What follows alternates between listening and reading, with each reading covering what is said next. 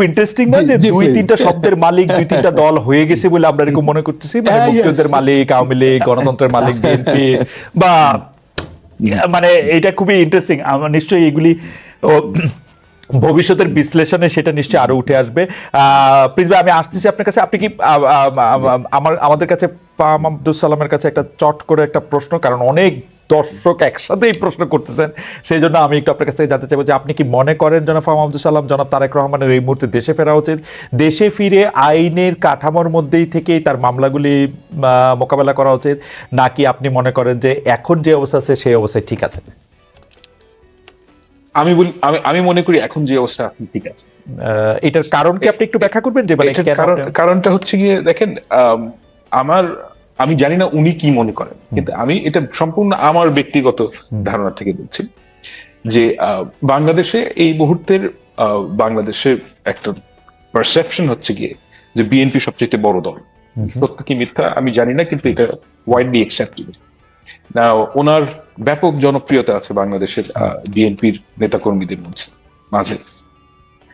উনি আসলে যে ঘটনাটা ঘটবে বলে আমার ধারণা, ওই 10 লাখ লোক রাস্তায় যাবেন, এবং এটা খুব কিভাবে বলবো আমি, মানে এটার যে পলিটিক্যাল ওজন অনেক বেশি হয়ে যাবে।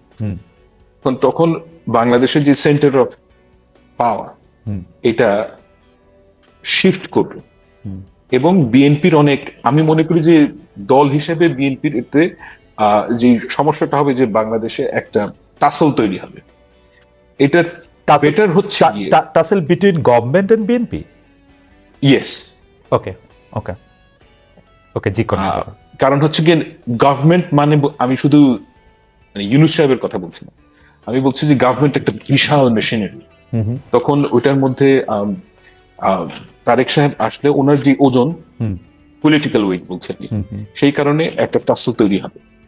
এটা অ্যাভয়েড করাটাই ভালো আমার কাছে মনে হয়, কারণ বাংলাদেশ এখন যেই পর্যায়ে দিয়ে যাচ্ছে আর একটু সময় নেওয়া উচিত, এবং ওনার ইলেকশনের আগেই আসা উচিত। না জনাব সালাম, একটু বোঝার জন্য যে টাসেলটা তৈরি হবে এবং যে মানে ভর কেন্দ্রের যে পরিবর্তন, সে কিন্তু সেই ভর কেন্দ্রের পরিবর্তন তো অবশ্যই মানে মানে জনাব তারেক রহমানের পক্ষেই যাবে, তাই না? উনি একটা পলিটিক্যাল পার্টির একটা বড়, তো এইটা তো পৃথিবীর সবাই চায়। জনাব তারেক রহমান এটা কেন চাইতেছে না? মানে ইউনূস সাহেবের চেয়ে উনি গুরুত্বপূর্ণ হয়ে উঠবেন, এর চেয়ে মজার কি আছে? এটার অনেক, আমি আসলে ব্যাপারটা কি জানেন, আমি রেসিপি ফর ডিজাস্টার হচ্ছে গিয়ে কারোর কাছে অথরিটি নাই কিন্তু রেসপন্সিবিলিটি আছে। ওকে, কিন্তু ভাইস ভার্সা। হ্যাঁ, তো যার রেসপন্সিবিলিটি তারই অথরিটি থাকা উচিত। ওকে ওকে, এখন এই মুহূর্তে তারেক সাহেব যখন আসবেন ক্ষমতায়, আমি বলছি মানে বাংলাদেশে যখন আসবেন, তখন যে ঘটনাটা ঘটবে যে সবাই তার দিকে তাকিয়ে থাকবে, এবং এই কারণে একটা জন আকাঙ্ক্ষা, মানে গভর্নমেন্ট এবং বিএনপির মধ্যে একটা টাসল তৈরি হবে। এইটা ছাত্রদের জন্য ভালো না। ওকে, আমি আমি আমি আমি আসলে উনার আশা সম্পর্কে অনেক কিছু ভাবছিলাম, আমি এই দিকটা ভাবি নাই। জনাব ফাহাম আব্দুল সালাম, আপনাকে অনেক ধন্যবাদ যে আপনি একটা মানে আমার ভাবনায় একটা নতুন দিক যোগ করেছেন। আমি একটু জনাব রুহিন হোসেন প্রিন্স আপনার কাছে একটু জানতে চাই যে জনাব রুহিন হোসেন প্রিন্স, আপনি কি মনে করেন যে এই একটা বয়ান যে আসে যে এই সরকার আসলে, এই সরকারকে বিশেষ করে যারা তরুণ উপদেষ্টা আছেন তারা প্রতি পদে পদে বাধার সম্মুখীন হচ্ছেন, এবং তার ফলে যে কাজগুলি করা দরকার প্রথমে আইন শৃঙ্খলা থেকে রক্ষা করে, আপনি বাজারের কথা বলছিলেন, সেই বাধাটা কি, প্রথম প্রশ্ন হচ্ছে বাধাটা সৃষ্টি হচ্ছে কিনা, দ্বিতীয় প্রশ্ন হচ্ছে এই বাধাটা কারা সৃষ্টি করতেছে,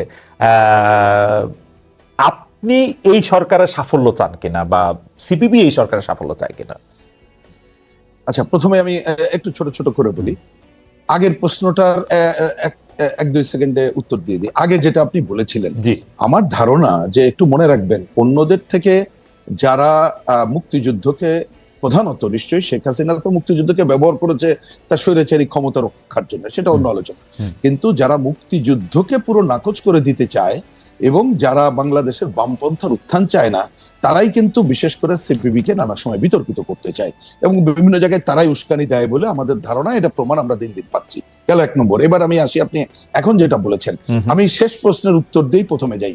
দেখুন, এটা তো একটা অন্তর্বর্তীকালীন সরকার, আমরা এই সরকারকে খালি বলি যে আপনি মনে রাখেন আপনি অন্তর্বর্তীকালীন সরকার, আপনি কি কাজ করবেন এখনো সুনির্দিষ্ট করতে পারেন নাই, রাজনৈতিক দলগুলোকে আস্থায় নিয়ে সেটা সুনির্দিষ্ট করেন এবং আমরা অবশ্যই সেই কাজের সাফল্য চাই। কিন্তু অন্তর্বর্তীকালীন সরকার তারা যদি বিতর্কিত কাজ করে এবং অধিকাংশ রাজনৈতিক দলগুলো যে আকাঙ্ক্ষা পোষণ করে তার বাইরে যে যদি অন্য কিছু করতে চায়, তখন তো আমাদেরকে অন্য ভূমিকা নিতে হবে। থার্ড কথা যেটা আপনি প্রথমে বলছেন সেই পয়েন্টে হচ্ছে যে দেখুন, আপনি যে বললেন যে তরুণরা কাজ করতে যে বাধাগ্রস্ত হচ্ছে, আমি আসলে জিনিসটা সেটা মনে করছি না বা বুঝতেও পারছি না কেন। এবার আমি আর একটা আপনাকে একেবারে কংক্রিট উদাহরণ দিই। আমরা এই সরকারের আমন্ত্রণে প্রথম দেখা করলাম 12ই অগাস্ট, 8 তারিখে ওনারা ওত নেওয়ার পরে। আমরা যখন উনি অল্প সময়ের জন্য অন্য কথা হলো, তখন আমরা যখন দু একটা কথা বলছিলাম, আমি তখন একজন উপদেষ্টা, আমার এই বাঁ দিকে বসা প্রধান উপদেষ্টার সাথে আমার যখন কথোপকথন হচ্ছিল, তিনি টেনে নিয়ে বললেন যে প্রিন্স ভাই, আপনারা তো অনেক আলাপ আলোচনা করেন, চিন্তা ভাবনা করেন, তা আমাদের এই সরকারের কাজ 7 দিনের কাজ কি হতে পারে, 30 দিনের কাজ কি হতে পারে, 100 দিনের কি কাজ হতে পারে, যে আপনারা যদি একটু পরামর্শ দেন আমরা দেখতে পারি। আমি কুইক বললাম যে আসলে আপনারা এই ধরনের পরামর্শ চান কিনা, তবে কাজের আগে ঠিক করতে হবে যে আপনারা কতটুকু কাজ করতে চান, সেটা সুনির্দিষ্ট করে যদি আলোচনা করেন, অবশ্যই কমিউনিস্ট পার্টি বা বামপন্থীরা সেই সহযোগিতা করতে প্রস্তুত বলে তিনি বললেন যে এটা অগাস্ট মাস সেপ্টেম্বরের 1 তারিখ থেকে এই বিষয়ে আলোচনা শুরু করব। আজকে নভেম্বরের কত তারিখ দেখেন, এই বিষয় নিয়ে কোনো আলোচনাই করে নাই। সুতরাং ওনারা তো ওনাদের কাজের রোডম্যাপই তৈরি করতে পারেন নাই।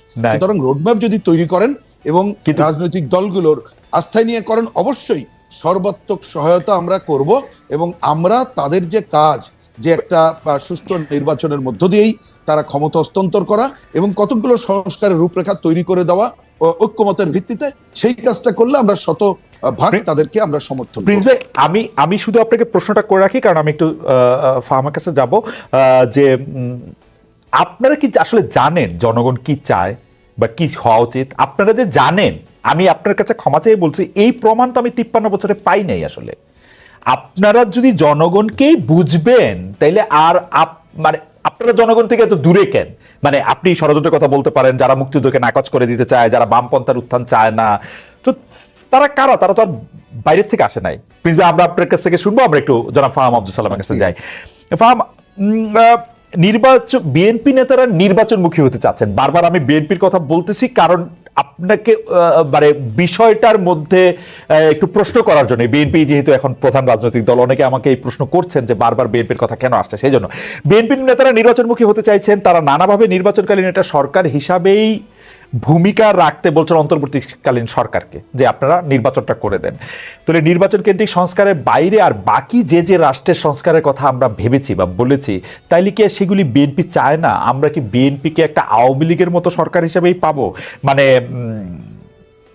জুলাই আন্দোলনকারীরা যেরকম ভাবে বলছেন আর কি, যে আমরা আরেকটা রাজ পরিবারকে ক্ষমতায় বসাতে চাই কিনা। Absolutely not. কারণ হচ্ছে গিয়ে, মানে আমি মনে করি না যে বাংলাদেশে ভবিষ্যতে আরেকটা আওয়ামী লীগ হওয়া সম্ভব হবে, মানে অ্যাটলিস্ট ফোরসিয়েবল ফিউচারে।